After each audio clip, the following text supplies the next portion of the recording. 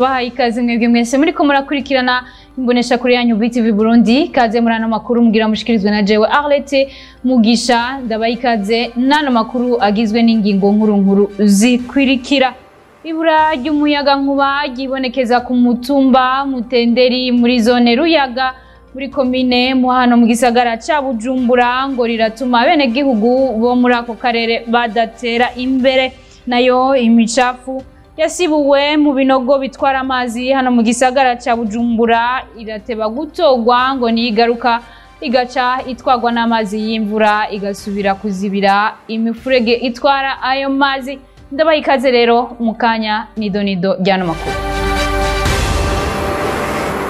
Ndasubiye kubaha ikaze. Ikena ry'umuyaga nkuba gibonekeza ku mutumba wa Nyamutenderi muri zone Ruyaga komine Muhano mu gisagara ca Bujumbura ngo riratuma bene gihugu baho batagera kwiterambere. N'inkuru dukesha mugenzi wacu Patrick Hatangimana. Hariho imigambi myinshi yo kwiteza imbere twokabaye turiko turarangura kugira twiyungunganye, yamara aho gutera imbere tukaguma hahandi bitewe nuko atamuyaga nkuba uradushikira. Iyo ni imyidogo y'abene gihugu bo ku mutumba wa Nyamutenderi muri zone Ruyaga komine Kanyosha y'intara ya Bujumbura. Transfo iri kure bifata umwanya muremure kugira ngo dushika hari amatara, kubera ko hari igihe abantu biyungunganya muri aka gace nyene turimwo. Turasaba ko hoboneka amatara amaze kuboneka tukaronka mure abubaka amazu bigasaba ko bakoresha imiryango y'ivyuma, hakaba no gusudira ndetse n'amata akadandazwa, ibikenerwa biba vyinshi, salon de coiffure, ivyo byose bigashoboka bikadufasha kugira ngo nanone bigende neza. Abo bene gihugu bagasaba leta n'ababijejwe gukemura ico kibazo kugira ntibasigare inyuma mu iterambere. Tukaba dusaba ko tworonka amapoto muri akarere kugira ngo nanone abanyagihugu biyungunganye mu kuronka amakonteri aruko amapoto tuyafite. Ivyo navyo byo tworohera cyane kugira ngo natwe turonswe umuyaga nkuba ukwiye. Bake mu binanata bagakoresha umuyaga nkuba wa Regideso kuwo mutumba bakoresha urutsinga rufatiye ku ipoto iri ku kilometero kirenga. Hari hakwiye kuba inyigisho zimbitse imbere yuko hubakwa ku burere bw'impera y'igisagara ca Bujumbura kugira ngo bakinge inyubako zizoba zidakomeye. N'inkuru dukesha mugenzi wacu Gerard Nishimo. Mu gihe mu burere bumwe buhanamiye igisagara ca Bujumbura hasigaye hibonekeza ko iyo bwubatswemo inyubakwa yabisanzwe canke zimwe zigerekeranije ica yata imigaga canke ikabomoka itamaze na kabiri. Alexis Nshimirimana yananosoye igisata cyo gukurikirana inyubako arasigura imvo nyamukuru zibitera. Mu bisanzwe ibibazo nyamukuru bikunda kuba mu gukora ivyo vyigwa, ugasanga nkumbure harimo abahinga batabigiyemwo, bigaca bituma rero habamwe ibibazo. No kuvuga icigwa kirakogwa hama kikitwe ko cemejwe, mu nyuma rero abantu bagenda kubibona hamaze kuja amazu, ukabona ariko harabumwizuri ukimbira ati no nibi vyagenze gute, ukabona nk'iki nyubako ari nk'ibarabara ryasubiwemwo, ugasanga inyuma y'imisi ryamaze kugira ibibazo bivanye nuko hari ahantu hamwe batagiye barashika, byasaba ko bashika mu buhinga. Ivyo rero kenshi bica biva rero kuri ico nariko ndavuga kungene ivyo vyigwa bitaba bifise birimo nyene ubuhinga bukwiye. Ngo hari ivyokorwa kugira umuti uboneke. Inzego zigiyeho zibiri, ordre des ingénieurs ni ordre y'abarchitecte, ni kuvuga yuko byofasha mu guhimiriza abubatsi bose kubijanye n'ingendo nziza mu byo kubaka, ivyo twakwita mu kinofunofu les bonnes pratiques de construction durable. Hanyuma na cane inyubako zikaba ndaho simvuga inzu gusa, ndiko ndavuga n'ibiraro, ndavuga n'amabarabara zigashobora guhangana n'ivyo biza mu kugira ngo turabe yuko twokubaka igihugu gikomeye cane. Mwomenya ko ibikorwa bitari bike vyo kuduza inyubakwa mu gisagara ca Bujumbura bidasiba guhagarikwa n'ubushikiranganje mu byo bujejwe harimo inyubako, kubera ko ibikoresho zidugishwa biba bidakwije ibisabwa hamwe n'ibibanza bitaba bishoboye kubakwamo, tutibagiye burere bwa Sororezo, Busoro, Kamesa eka n'ahandi buhanamiye igisagara aho inyubakwa zaho zigeramiwe cyane n'imigaga. Tubandanye n'ibijanye n'isuku hano mu gisagara ca Bujumbura, imicafu yegeranirizwa ku mabarabara kugira ngo itogwe igateba gutogwa ikigaruka igatwagwa n'amazi y'imvura bimwe mu bituma ica yonona imifurege itwara ayo mazi. Ni inkuru dukesha mugenzi wacu Elvis Munyaneza.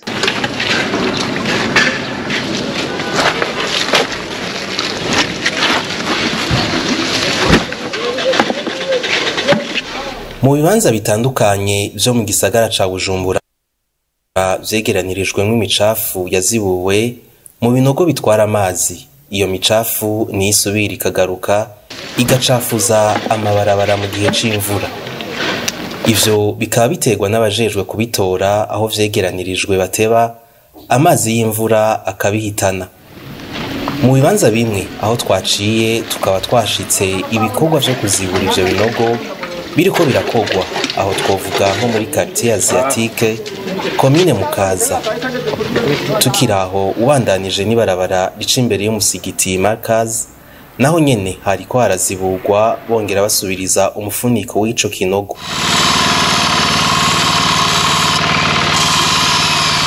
Saho gusa n'imbere y'ikibanza citiriwe ukwikukira Place de l'Indépendance urahasanga imicafu yegeranirijwe yazibuwe. Abakozi b'ikigo Obuha twahasanze bakamenyesha ko mu bisanzwe iyo micafu itogwa bakiyikura muri ivyo binogo bitwara amazi, ariko kumvo z'ikena ry'ibitoro imiduga itwara iyo micafu iteba kubitora. Ivyo binogo mu gihe vyuzuye imicafu bikaba biri mu bituma haba imyuzure y'amazi mu mabarabara hakononekara vyinshi.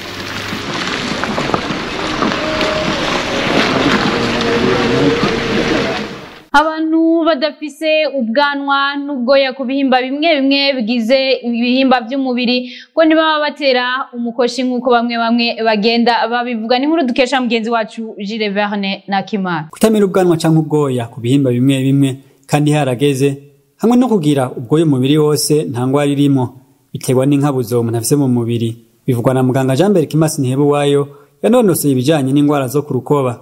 Ubwoya bumera hagati kenshi imyaka bitangura kuza hagati y'imyaka ya 9 na 12, ariko hari abo bishika bakabumera batevye ku myaka 20 canke hari n'abandi bishika ntibamere ubwo bwanwa haba ku munwa canke hafi y'igitsina. Hari abashobora ko imiryango bashobora kumera ubwanwa n'abandi bashobora kutabumera. Nkuko ushobora gusanga hariho abigeme bizwe yuko batamera ubwanwa mugabo ugasanga hariho ababufise, bivana n'umubiri w'umuntu kumeze, ariko kandi bikaba bifatana n'inkabuzo umuntu aba afise mu mubiri, ico twita hormone. Si ingwara na gatonya canke akaba bifatanye n'ivyo bindi ku mubiri wewe uremwe canke izo nkabuzo zahungu nakobwa ziba zimuri mu ngene ziba zubatse. Niba bahora bibaza ko umuntu adafise ubwoya atera imikoshi, sivyo na gato nkuko bibandanya bivugwa n'uwo muganga. Ivyo nibaza ko ari ivyo abantu bibaza, nta gihamya kihari, nta bushakashatsi bwabaye, nta banditsi ibitabo, kiretse hari umuntu ashobora kuvuga ati yarasomye iki gitabo, hari abantu bavyanditse bagize ko ubushakashatsi. Nibaza ko ivyo ari vya bindi abantu biyumvira ati na karatera imikoshi kera twaravyumva mitumba ngo irya miryango y'abanaka iratera imikoshi n'ibindi, mugabo ivyo ni vy'abantu baba biyumvira, nta kuri kuba kurimo. Naho mu Burundi bitagwiriye, mu bihugu vyateye imbere bafite ubuhinga bwo kumeresha umushatsi n'ubwanwa canke bakabutera ku bantu bari basanzwe batabufise. Irangiza umwaka ndabarahiye, Tesa na Noeli, Tesa na Star Times. Nivyukuri ubuguze buke y'amezi 2 y'amayinite wari uraba ya Star Times uca wirabira buke yo hejuru yayo amezi 2 nyene. Sivyo gusa, wari uraba buke yo hejuru iruta izindi baca bakongerera k'imizi 10 yose wirabira ataco winona. Nimwirabira amasanamu ya mbere Tesa kuri decoder za Star Times biraje vyihuse. Ganza TV yitwa Ganza TV kuri Star Times. Na ya decoder rurangiza Tesa ya Star Times DTH n'ibihumbi 50 gusa. Tesa na Noel, Tesa na Star Times. Amakuru yacu tuyasozereye n'ayavugwa mu makungu tukaba tuyakesha mugenzi wacu Bernice Igiraneza. Amakuru yacu avugwa mu makungu tuyahere muri Leta Zunze Ubumwe za Amerika aho kuri w'Imana inyuma y'umutaga umurongozi w'igihugu ca Floride Ron DeSantis yari yerekanye ko yinjiye mu mahiganwa y'amatora y'abanyamerika nk'umukeba wa Donald Trump yabikuyemwo akarenge imbere y'uko amatora akaba ategekanijwe kuba ku munsi w'ejo igenekerezo rya 23/0 uyu mwaka turimwo 2024 i New Hampshire. Akaba yagize ati uyu munsi ndahagaritse kwiyamamaza kuri jewe biragaragara cyane ko igitigiri kinini c'abatoye Republika mu ntango bashaka kongera guha yandi mahigwe Donald Trump. Uwo munyapolitiki w'imyaka 45 y'amavuka yashimiwe ibice bitandatu mu mugambi wo gutora mu matora azoba ejo ku munsi wa kabiri inyuma yo gutahukana ikibanza ca kabiri muri Iowa, ariko akaba ari inyuma cyane y'uwahoze ari umukuru w'igihugu Donald Trump ku bice 21 hamwe na 51 za Donald Trump. Dos Santos abandanya agira ati sinshobora gusaba abakorerabushake bacu gutanga umwanya wabo n'amafaranga nimba tudafise inzira iboneka yo gutsinda. Yemera ko vyose bavyumvikanako na Donald Trump uretse ku kibazo c'ikiza ca coronavirus. Nubwo biruko yemeza ko populist uwo yigana muri byinshi yemeza ko yamubereye akarorero ariwe akomeje kuba umukandida mwiza ugereranije n'umukuru w'igihugu ahari ubu Joe Biden. Ukubivamo kwa Ron DeSantis muri iri higanwa ngo vyerekana neza ko urukino ruriko rurabera mu mfuruka z'Ubwongereza bushasha aho Donald Trump yahinduwe n'umuserukizi wa Leta Zunze Ubumwe za Amerika mu muryango w'abiyunze Nikki Haley. Dusimbire mu Budagi aho abantu barenga 1,400,000 bariko baragira imyiyerekano kuva ku wa gatanu itariki 19/0 uyu mwaka turimwo mu bisagara bitari bike vy'Ubudagi biyamiriza umugambwe uri ku ruhande rw'iburyo AFD n'ivyumviro vyawo ngendegwako. Amashira hamwe abiri akaba ariyo yabihamagariwe kuva kuri uyu w'Imana. Ihimiriza ryo ku rwego rwo hejuru ryemeza ihungabana ryatewe n'itangazo ryashizwe habona ku wa 10/0 uyu mwaka n'ikimenyesha makuru c'iperereza ryo mu Budagi rikosora inama y'intagondwa zabereye i Port Saddam hafi ya Berlin aho muri Munyonyo bari baganiriye ikijanye no kwirukana abanyamahanga canke abantu bose badakomoka mu Budagi. Mu bari muri iyo nama harimwo Martin Sellner aserukira umuharuje ryo gusuzuma ingendo ndangamuntu yamuka mu gihugu ca Autriche hamwe n'abanywanyi ba AFD. Martin Sellner niwe yashikirije iciyumviro cyo kwirukana abagera ku miliyoni 2 b'abanyamahanga bakabarungika muri Afrika y'Uburaruko. Umuryango uharanira kugwanya binjira n'abasohoka waremeje ko abanywanyi bawo bari muri iyo nama ariko barahakana kubahiriza umugambi wa Martin Sellner. Imyiyerekano yo kugwanya AFD ikaba isigaye baburindwi guhera ku munsi wa gatanu kugeza ku w'Imana hakaba hategekanijwe inama mu bisagara bitandukanye byo muri ico gihugu. Nino kuri iyo nkuru amakuru avugwa mu makungu duciye dusozerera ko ndabashimire mwebwe mwese mwariko muradukurikirana ndabifuriza kugira ibihe byiza.